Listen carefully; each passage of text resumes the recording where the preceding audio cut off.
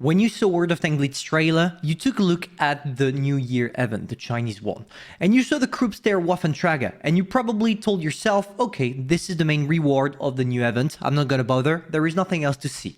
Well, if you did that, you're completely wrong, because this event is hiding one of the greatest tier 8 ever to be implemented in the game, and that was already available in World of Tank PC. And this is what we take a look at today. Bonjour everyone, my name is Pantoufleee, and today I'm going to show you what you didn't see during the World of Tank Blitz trailer. If you remember closely, it was yesterday Wargaming released a video called World of Tank Blitz coming soon, new big boss mode and more. And it's truffled with many hints on what's coming into the game if you took a really close look to it. Basically, you see that right now we have the Kruppster Waffentrager that we're going to talk about in this video, but a little bit later. And what at first made me think about it is that we also have lockbox keys.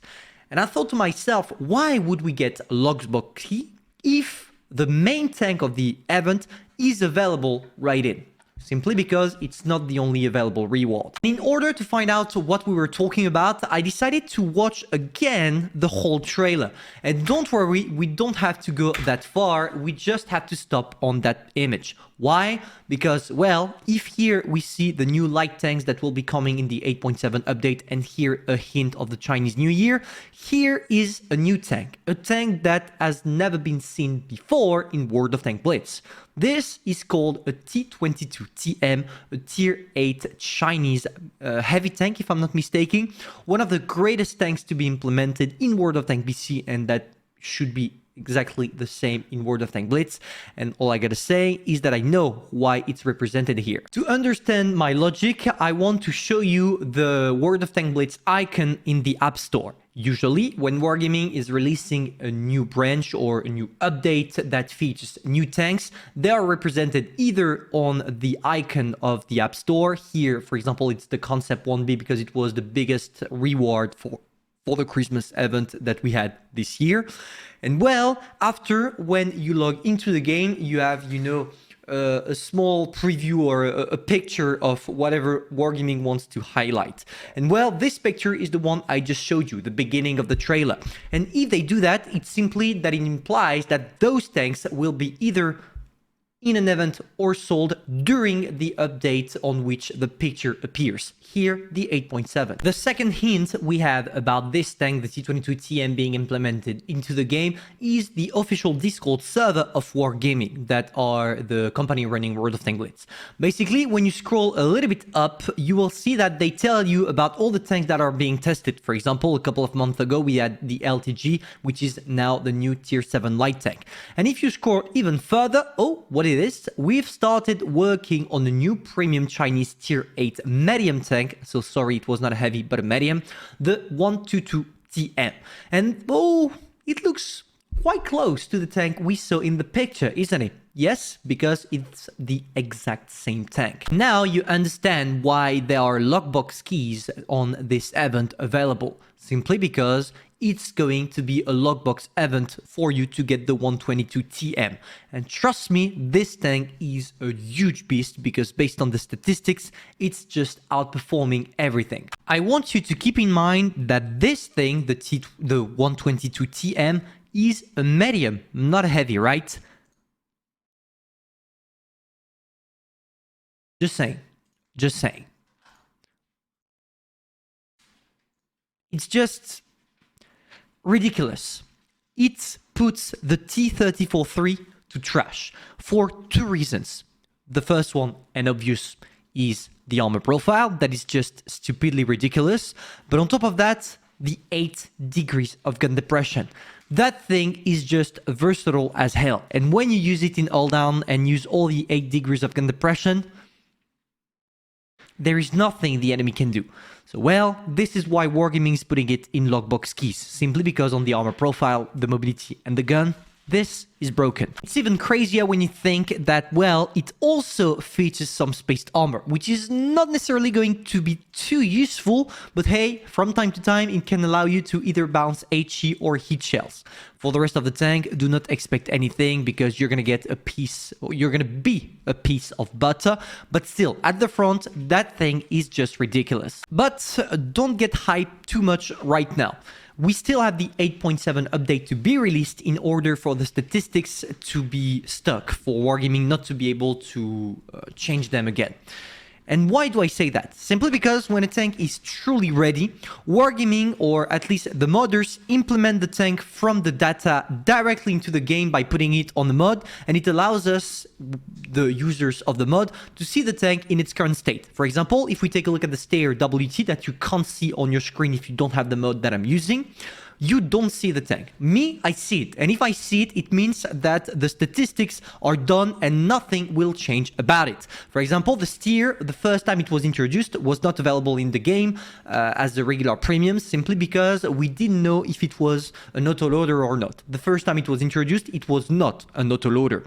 And well, now it is. And now that Wargaming is finally happy with the different statistics, they implement it directly and they are not touching it anymore, which means that the steer, Waffentrager, and the statistics you see right now are not subject to change. It's not the case of the 122TM, because here there is nothing.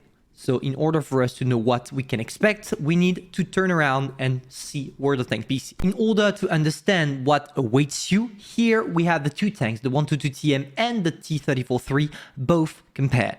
First of all, I want to tell you that those are the vanilla statistics, without a 100% crew, without the provisions, without the consumables, without everything. So it's truly not the maximum potential of both tanks.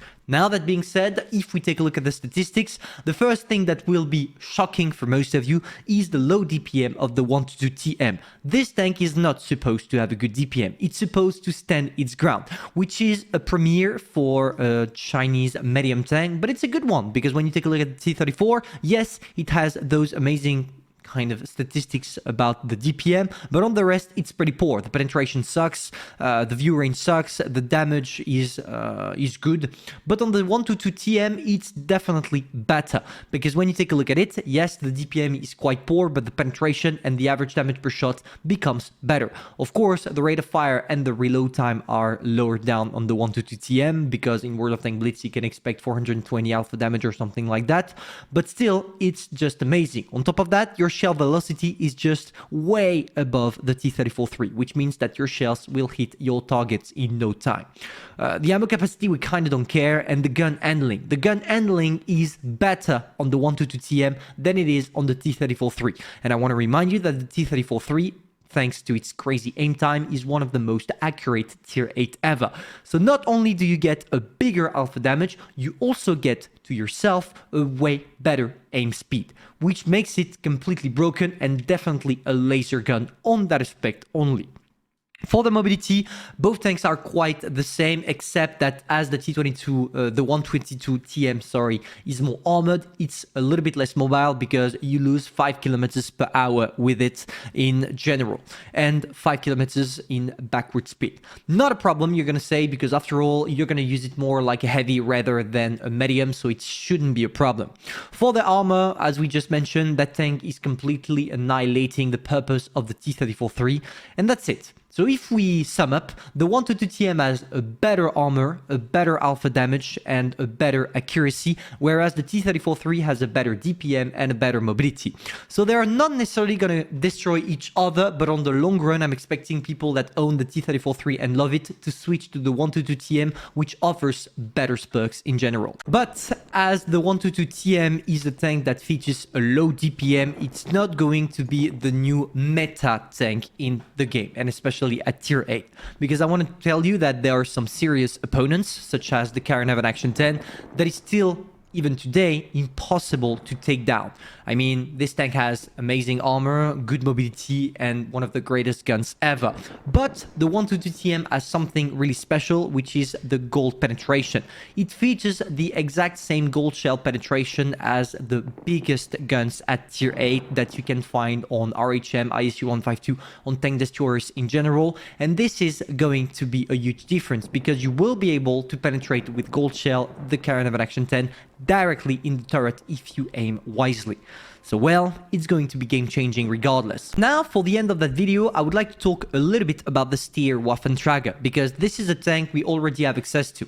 First of all, let's put aside the armor. You don't have any, and everyone will penetrate you with HE. But for yourself, as you have an extremely low profile, it will be quite easy to just hide. Your camo is just insane with it. On top of that, if I'm not mistaken, you have a fully traversable turret and not only 90 degrees here and 90 degrees there, which is a good thing because it will allow you to be versatile. For those of you that are comfortable playing with the WT Panzer IV, this will be a good tier 7 alternative. And on top of that, Wargaming, by deciding to make some modifications about the DPM of the tank, made it broken for good players only. And this is the kind of tank that is really interesting. It depends on skill, but if you do have skill, you should do quite well with the tank. Let me explain. Basically, first time it was introduced, it had 2 shells in the magazine for the exact same reload time, which means that your DPM was close to 1.7k, which is not enough for a tier 7 tank destroyer. Testers told Wargaming that it was not enough, and Wargaming made a drastic change. They gave it the exact same reload time, but they added 1 more shell in the magazine. So now you're sitting at 13.5 seconds of reload, 13.4 seconds of reload for the whole clip, and you feature 3 shells in the magazine.